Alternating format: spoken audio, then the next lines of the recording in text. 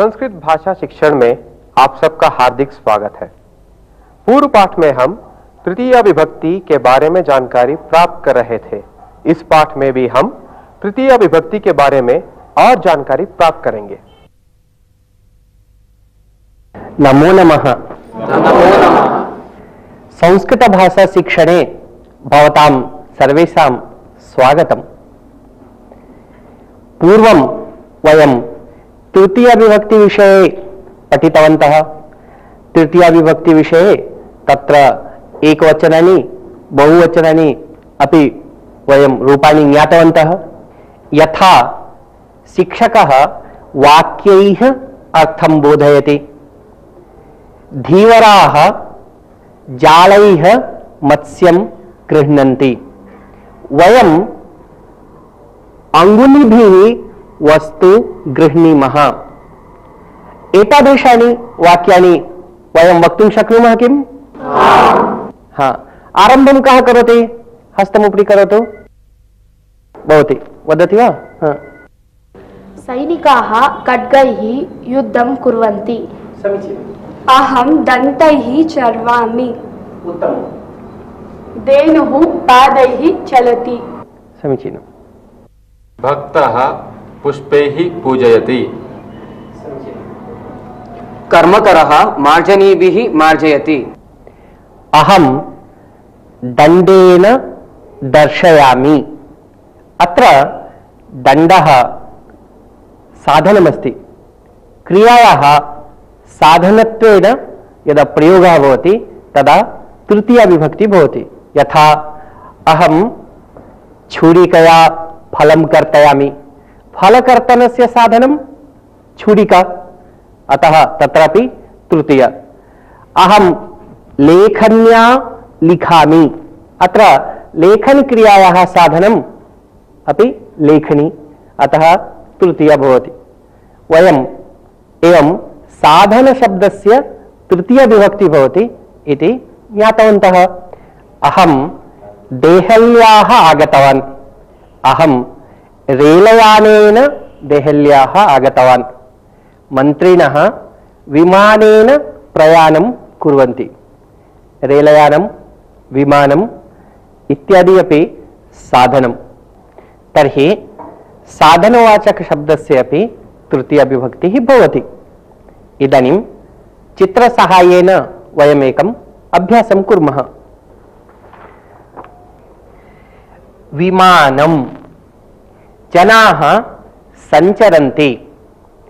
जनाः विमानेन सञ्चरन्ति। विमानानि। जनाः विमानैः सञ्चरन्ति। अहं प्रश्नं करोमि इदानीम्। अहं यदा विमानम् इति वदामि पुनः प्रश्नं करोमि, विमानानि वदामि पुनः प्रश्नं करोमि, तदा भवन्तः वाक्यानि वदन्ति। विमानं, जनाः केन सञ्चरणं कुर्वन्ति? विमानैः। जनाः कैः सञ्चरन्ति? लोकयानं, जनाः गच्छन्ति। जनाः केन गच्छन्ति? लोकयानानि, लोकयानैः। जनाः कैः गच्छन्ति? प्राचीनाः गच्छन्ति स्म। नौका, प्राचीनाः नौकया गच्छन्ति स्म। प्राचीनाः कया गच्छन्ति स्म?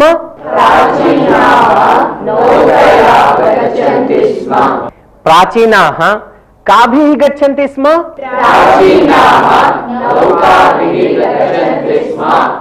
द्विचक्रिका। बालकाः अटन्ति। बालकाः कया अटन्ति? द्विचक्रिकाः। बालकाः काभिः अटन्ति?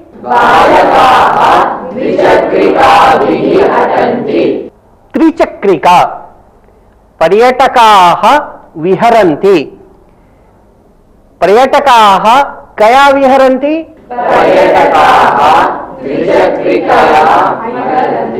पर्यटकाः त्रिचक्रिकया अटन्ति पुनः वदन्तु त्रिचक्रिकाः पर्यटकाः काभिः अटन्ति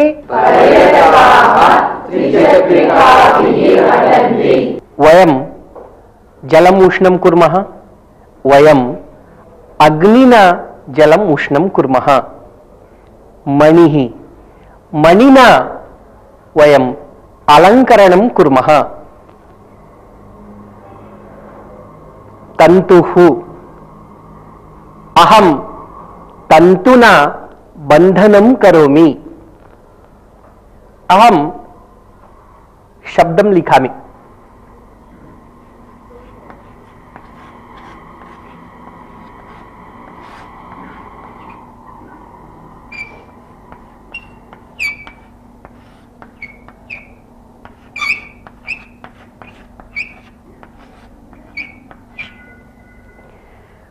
अग्निः अग्निना मणिः वदन्तु तन्तुः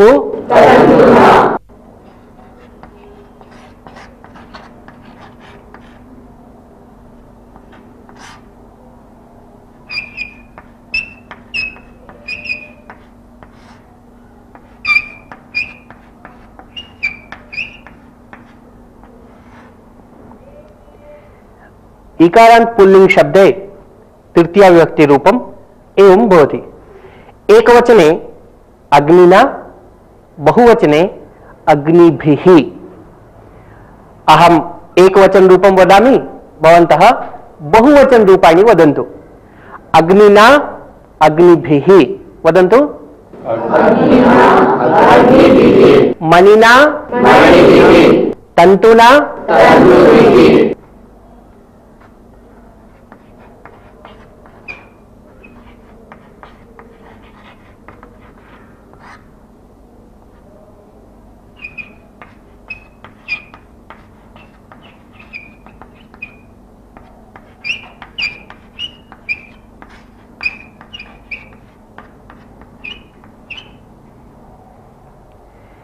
इदानीं वयम् एतानि रूपाणि ज्ञातवन्तः इतः परम् अहं शब्दं वदामि भवन्तः रूपाणि वदन्तु इदानीम् एवं कुर्मः गणद्वयं कुर्मः एकः गणः एकवचन रूपाणि वदति अन्यः अपरः गणः बहुवचन रूपाणि वदति यथा अहं वदामि मुनिः एषः गणः वदति मुनिना एषः गणः वदति मुनिभिः समीचीनम्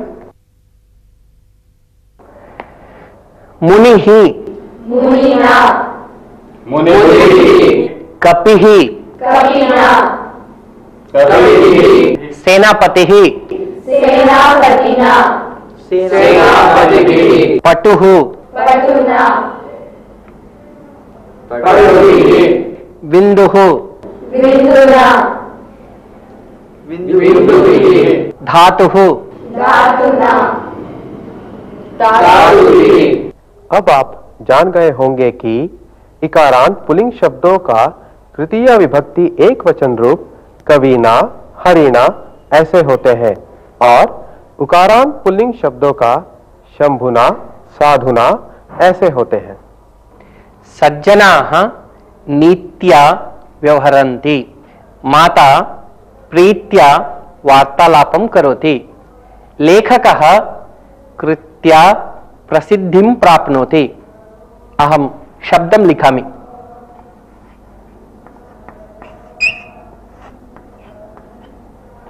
कृतिः कृत्या तथैव एतस्य बहुवचन रूपं कृतिभिः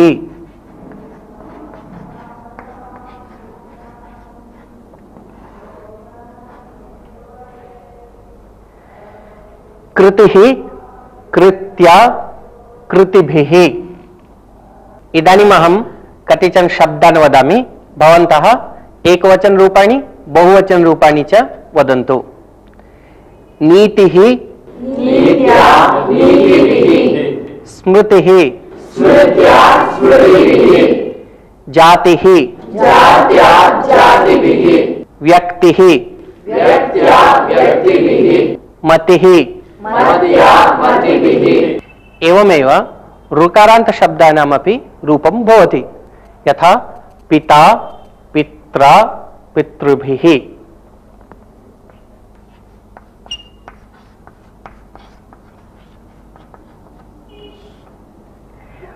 माता, मात्रा, मातृभिः।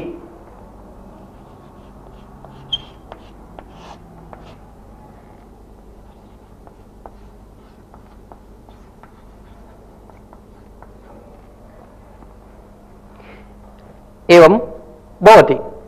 इदानीं सर्वेषां शब्दानां वयं तृतीयविभक्तिरूपाणि ज्ञातवन्तः। सह प्रयोगे अपि तृतीयविभक्तिः भवति इति भवन्तः जानन्ति एव। अहम् इदानीं चित्रं प्रदर्शयामि, सह उपयुज्य वयं वाक्यानि वदामः।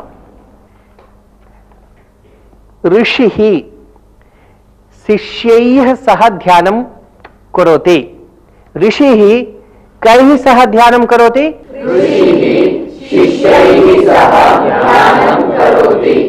शिक्षकः छात्रैः सह चर्चां करोति। शिक्षकः कैः सह चर्चां करोति?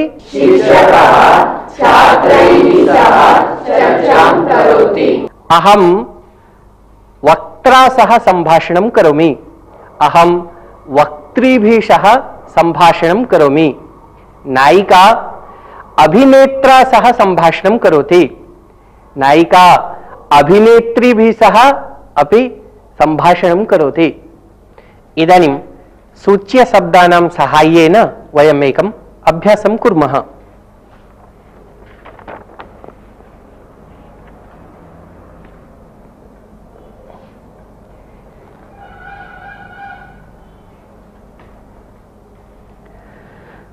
अत्र शब्दः अस्ति, सः अतिथिः वार्तालापं करोति।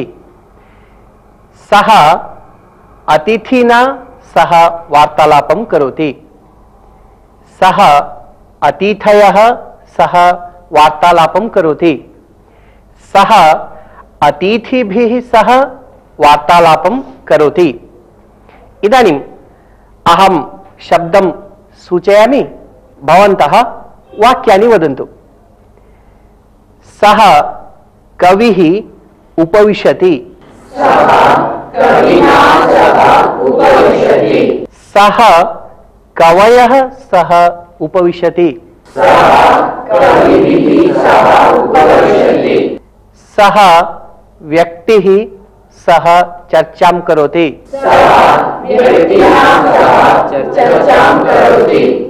सः व्यक्तयः सह चर्चां करोति।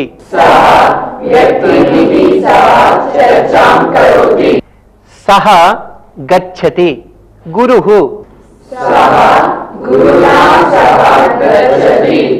गुरवः सः क्रीडति। शिशुः शिशवः सः भ्रमति। बन्धुः बन्धवः सः तरति। पटुः पटवः। इदानीं सः इत्यस्य उपयोगं कृत्वा वाक्यानि वदामः। तत्र तृतीयाविभक्ति बहुवचनरूपाणि भवेयुः। वदन्ति कः भवति? सेनापतिभिः सह सैनिकाः गच्छन्ति। नर्तकीभिः सह सख्या नृत्यन्ति। शिशुः भ्रातृभिः सह क्रीडति। अनन्तरं कः? अहं सोदरैः सह चर्चां करोमि। राधा सखिभिः सह गच्छति। बालकः शिक्षकैः सह चर्चां करोति। पुनः एकवारं। बालकः शिक्षकैः सह चर्चां करोति। अहं कार्यकर्तृभिः सह कार्यं करोमि। रामः राक्षसैः सह युद्धं करोति। गृहस्थः अतिथिभिः सह भोजनं करोति। राजा कविः सह कालं यापयति। राजा कविभिः सह कालं यापयति। राजा कविभिः सह कालं यापयति। अहं सर्वैः सह तिष्ठामि। शिष्यः गुरुभिः सह पठति। बालिका भगिनीभिः सह गच्छति। अहं मित्रैः सह क्रीडामि। सह इस अव्यय का प्रयोग करने से पहले तृतीया विभक्ति का प्रयोग होता है, जैसे माता पुत्रैः सह उपविशति। ऋषिः शिष्यैः सह ध्यानं करोति। इदानीं वयमेकं सुभाषितं शृणुमः। उद्योगिनं पुरुषसिंहम् उपैति लक्ष्मीः। उद्योगिनं पुरुषसिंहम् उपैति लक्ष्मीः। दैवेन देयमिति का पुरुषाः वदन्ति। दैवेन देयमिति का पुरुषाः वदन्ति।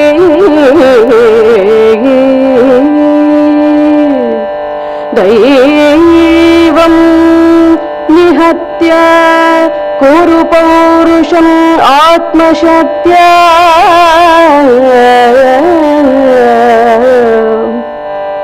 दैवं निहत्य कुरु पौरुषम् आत्मशक्त्या।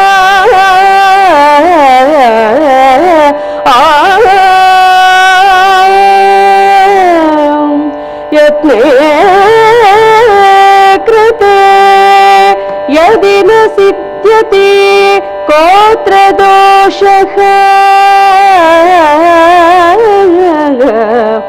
यत्ने कृते यदि न सिद्ध्यति कोऽत्र दोषः। उद्योगिनं पुरुषसिंहम् उपैति लक्ष्मीः।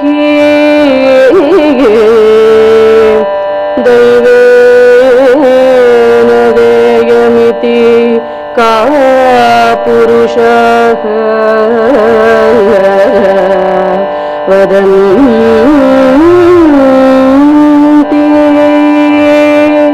दैवं निहत्य कुरु पौरुषम् आत्मशक्त्या।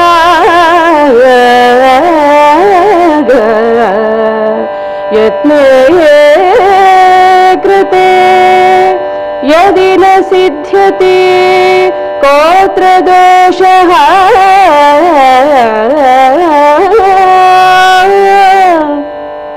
यत्ने कृते यदि न सिद्ध्यति कोऽत्र दोषः।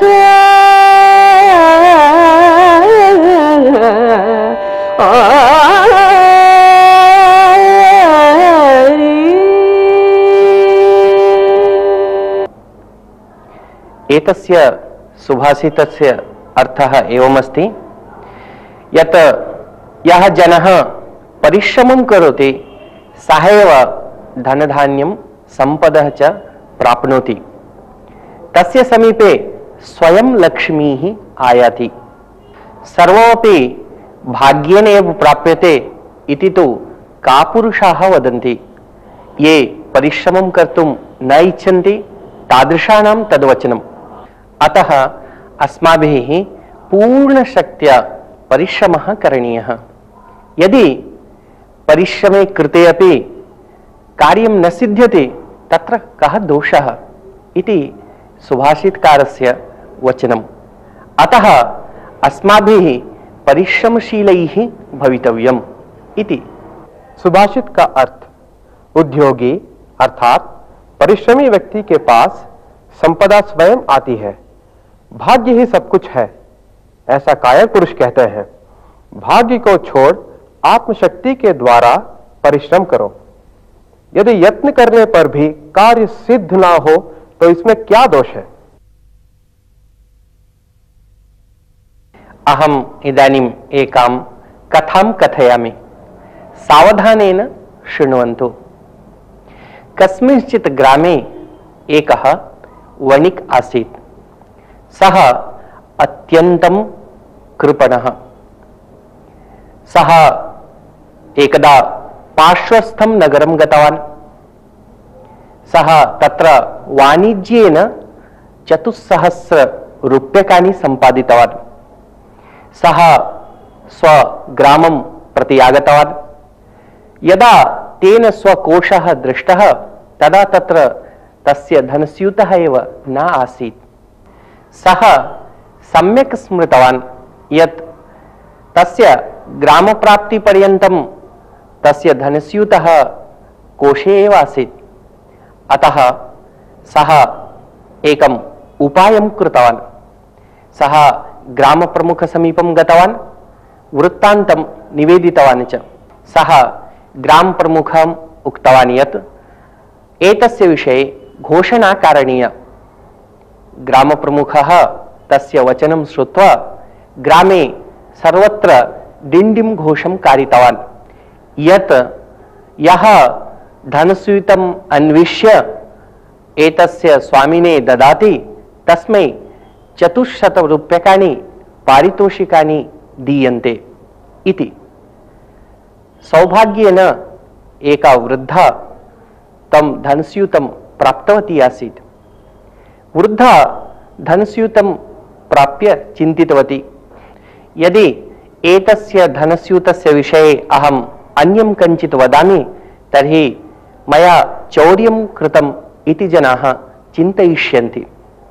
अतः सा तदानीम् एव घोषणां श्रुतवती। घोषणाश्रवणानन्तरं सा निश्चिन्ततया ग्रामप्रमुखस्य समीपं गतवती। धनस्यूतं ग्रामप्रमुखाय समर्पितवती। अपि च उक्तवती, एतं धनस्यूतम् अहं न उद्घाटितवती एव, अतः अत्र किमस्ति इति भवान् अभिज्ञाय एतस्य धनस्वामिने भवान् स्यूतम् अर्पयतु। ग्रामप्रमुखः सेवकम् आदिष्टवान् तम् आह्वयतु इति। सेवकः गत्वा तम् आहूतवान्। यदा सः एतां वार्तां ज्ञातवान् तदा सः सन्तोषेण धावन् आगतवान्। ग्रामप्रमुखः तस्मै धनस्यूतं प्रत्यर्पितवान्। अनन्तरम् उक्तवान्, इदानीं भवान् एतस्यै धन्यवादम् अर्पयतु, अपि च एतस्यै भवान् 400 रूप्यकाणि ददातु इति। वणिक् चिन्तितवान्, इदानीं तु मया मम धनं प्राप्तमेव, अतः 400 रूप्यकाणि किमर्थं मया दातव्यानि? अतः सः एकम् उपायं चिन्तितवान्। सः सर्वेषां पुरतः धनस्यूतम् उद्घाट्य रूप्यकाणि गणितवान्। तत्र रूप्यकाणि गणयित्वा सः उक्तवान्, अत्र तु 400 रूप्यकाणि एव सन्ति, मम समीपे तु 400 अधिक 400 रूप्यकाणि आसन्, अतः एषा वृद्धा स्वयमेव स्वस्य पारितोषिकानि स्वीकृतवती अस्ति। एतां वार्तां श्रुत्वा वृद्धा आश्चर्यचकिता। सा उक्तवती, नैव, अहं तु रूप्यकाणि न निष्कासितवती एव, अतः मम अत्र न कोऽपि दोषः। ग्रामप्रमुखः तु ज्ञातवान् एषः वणिक् शठः धूर्तः च, अतः सः उक्तवान् यत् अद्य ममापि धनस्यूतः नष्टः, तत्र तु 400 रूप्यकाणि एव आसन्, अतः एषः धनस्यूतः मम एव, भवान् एतस्य स्वामी न, एतस्य स्वामी अहमेव इति उक्त्वा सः स्वयं धनस्यूतं स्थापितवान्। स्वीयया दुराशया प्राप्तमपि धनं पुनः हस्तच्युतं ज्ञात्वा सः लुब्धः वणिक् विलापमेव अकरोत्। कथायाः अर्थं ज्ञातवन्तः किल? धन्यवादः। नमो नमः। इसी के साथ अब यह पाठ समाप्त होता है। अगले पाठ में हम फिर मिलेंगे, तब तक के लिए धन्यवाद।